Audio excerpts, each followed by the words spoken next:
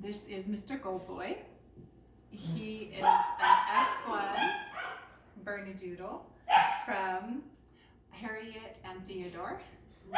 He is 8 weeks old, good boy, and currently weighs 9 pounds 10 ounces. He is the largest in the litter, and we're expecting his adult weight to be between 30 and 35 pounds. His coloring is what we call a party merle. So the party is where you've got the one major color for a base coat, which he has for white, and then you've got the different patches throughout the body. So for him, he has got this silver merling, and he has it around both of his eyes, just at the tops of them, and then on the tops of his ears, a little bit across his head, a little bit more. I know, I'm holding you so weird, huh? A little bit more on this ear. He's got a patch on the back. And just a little bit down here by the base of his tail. So very, very minimal patches that this boy has, but I really love the two that he's got on his face, super cute. He also has patches on his nose. So his nose is part pink, part black, which is really fun. His coat right now is just a little bit of a wave, and he's like a cross between a sheep and a cotton ball. Super soft, super cushiony right now, but this coat will turn into a curl as he matures. So he's going to be one of those puppies who will have the coat that's going to be best for those who have allergies with the least amount of shedding. And he's also going to require a little bit more grooming because of that. Our curlier coated puppies require that a little bit more. So on average, about every 6 weeks, just depending upon how you want to keep his coat. The longer you want to keep it, the more grooming required to do that, with lots of brushing in between to be able to keep the mats out. But we do work on grooming with our puppies, and he's done fabulous. He's very content and happy for me to be able to do a lot of body work and handling with him, getting him prepared for that. So as far as his, we're being so loud. Everybody wants to come out and play. So as far as his physical went with our vet, everything was clear. We didn't see any concerns with anything whatsoever. And his DNA results, we are actually waiting for his to come back. Most of his litter mates, we've received that. I'm not sure why it's being so slow, but I'm not expecting anything concerning through that either. As far as his energy level, he does have medium energy. He tends to be one of the calmer ones in the litter. And he does get excited though the first time that I'm introducing something new. He really wants to go check it out, see what's going on, but he also can be a little bit reserved sometimes with new things. So he kind of does this little back and forth where I'm excited, I want to go see it and see what's going on, but I'm also not too sure.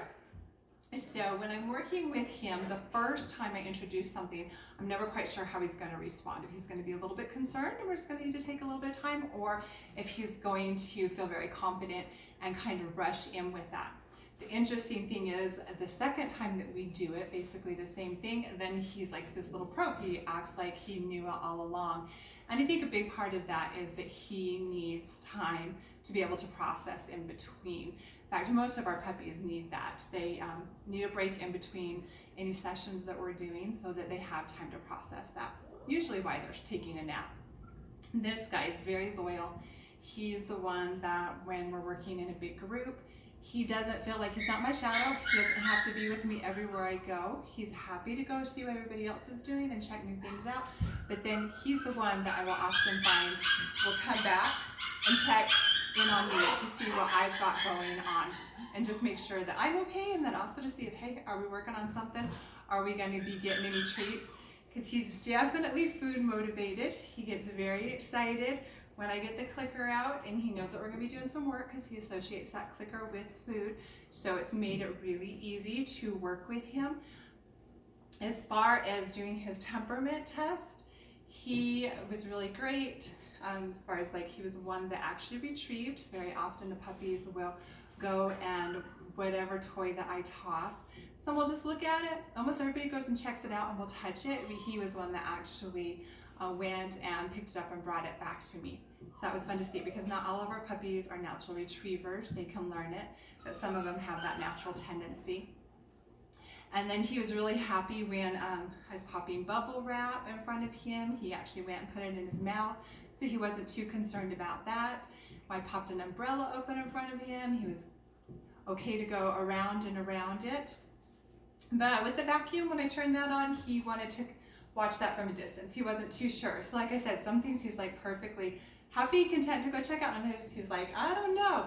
So it's always been kind of interesting to see which way he will go with that.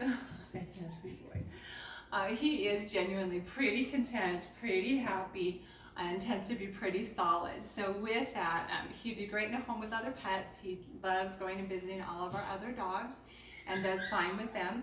I think that as far as age in a home, he'd do great with elderly people. And for little children, I think it would be best if they were at least 5 years old, just because he does have that tendency sometimes to be a little bit concerned about things. And so I think it would be best just not to have the little people who wouldn't understand that developmentally, so that they could not accidentally startle him about stuff when he's not quite ready for that. All right. You ready? Let's go do a close-up of you. Show him your spotted nose. He's wagging his tail right now. Handsome boy. There's our little cotton ball, Mr. Gold Boy.